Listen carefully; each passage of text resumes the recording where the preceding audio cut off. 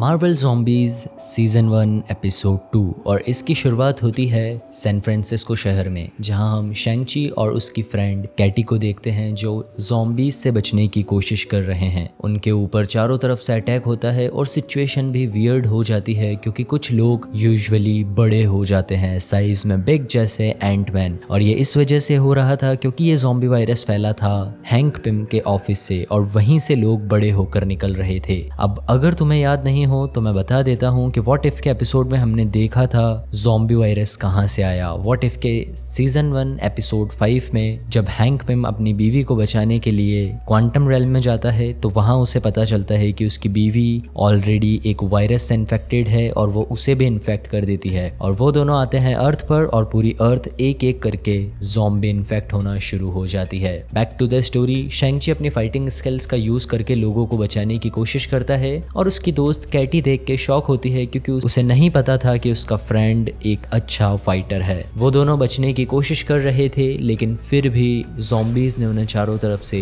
घेर लिया था और तभी हेलीकॉप्टर में एंट्री होती है वेन वू की, यानी शैंग-ची के डैड की। वो हेलीकॉप्टर से नीचे उतरते हैं अपनी 10 रिंग्स के साथ और एक एक करके सभी ज़ॉम्बीज को मारना शुरू कर देते हैं। धीरे धीरे सभी ज़ॉम्बीज का सफाया होने लगता है लेकिन तभी वेन वू अपनी फाइट में बिजी था और शैंग-ची को एक ज़ॉम्बी पीछे से आके हाथ पे काट लेता है। अब वेन वू के पास अपने बेटे को बचाने का सिर्फ एक तरीका था और वो एक तरीका वो यूज करता है, अपनी रिंग्स को शैंग-ची को पहना देता है जिससे उसका इन्फेक्शन हाथ में ही सीमित हो जाता है, पूरे बॉडी में नहीं फैलता। लेकिन अपने बेटे को बचाने के लिए उसे खुद अपना सेक्रीफाइस करना पड़ता है और ज़ॉम्बी उसे खत्म कर देते हैं। फिर स्टोरी 5 साल आगे बढ़ती है। अब शैंग-ची और उसकी टीम एक एक्सपीरियंस्ड ज़ॉम्बी हंटिंग स्क्वाड बन चुकी है। इसी दौरान वो स्क्रल्स ज़ॉम्बीज का सामना करते हैं। एक मिशन के दौरान उन्हें एक फैसिलिटी मिलती है जिसका लीडर होता है बैरन ज़ीमो। इसे हमने MCU मूवी में भी देखा है। वहीं पे उन्हें कमाला खान, रेड गार्डियन और बाकी हीरोज भी मिलते हैं। ये जगह असल में एक फ्लोटिंग सिटी है जिसे सिटी ऑफ द सी भी कहा जाता है। बैरन ज़ीमो सभी को एक शिप में बैठाता है और ये शिप होती है राफ्ट, जिसे हमने मार्वल मूवीज में भी देखा है। अगर तुम्हें याद नहीं है तो बता देता हूँ, सिविल वॉर में हमने इस जेल को देखा था जहाँ गवर्नमेंट ने सभी एवेंजर्स को इस जेल में बंद कर दिया था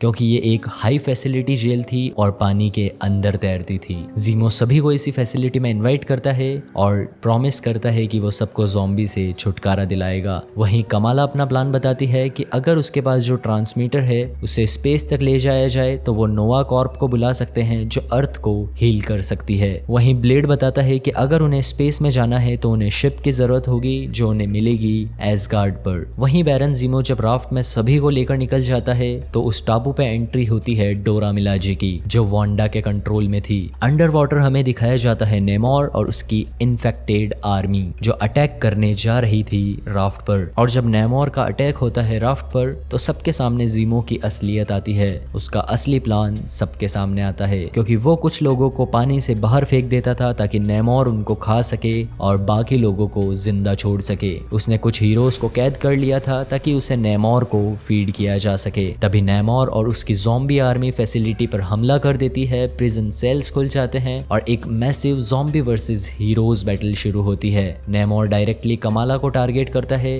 और उसका ट्रांसमीटर छीनने की कोशिश करता है और यहाँ हमें नेमोर का इतना भयंकर और ब्रूटल मोमेंट दिखाया जाता है जहाँ वो एक एक करके सभी को बुरी तरह से मार रहा था। एक पॉइंट पर वो कमाला के हाथ को काटने वाला था लेकिन कमाला अपनी मैजिक शील्ड का यूज करती है, अपनी पावर्स का यूज करती है और नेमोर के फेस में अपना मुंह देके उसे ब्लास्ट कर देती है। सोचा नहीं था नेमोर इतनी जल्दी और इतने आसानी से मर जाएगा, लेकिन इसे तुम व्हाट इफ का एक छोटा सा रूप कह सकते हो क्योंकि यहाँ इस यूनिवर्स में कुछ भी हो सकता है। चलो स्टोरी पे बात करते हैं। अब शिप पूरी तरह से तबाह हो रही थी और किसी भी तरह उन्हें यहाँ से निकलना था और यहीं येलेना एक टफ डिसीजन लेती है। वो अपने आप को सेक्रीफाइस कर देती है ताकि बाकी हीरोज एस्केप कर सके और वो बाकी हीरोज को एस्केप करवा के खुद ज़ॉम्बीज के हाथों मारी जाती है। एपिसोड के एंड में हम देखते हैं बचे हुए हीरोज ट्रांसमीटर को लेकर एसगार्ड की ओर निकलते हैं ताकि वो स्पेस में जाकर नोवा कॉर्प को बुलाकर सबकी जान बचा सके और यहीं पे खत्म होता है एपिसोड 2।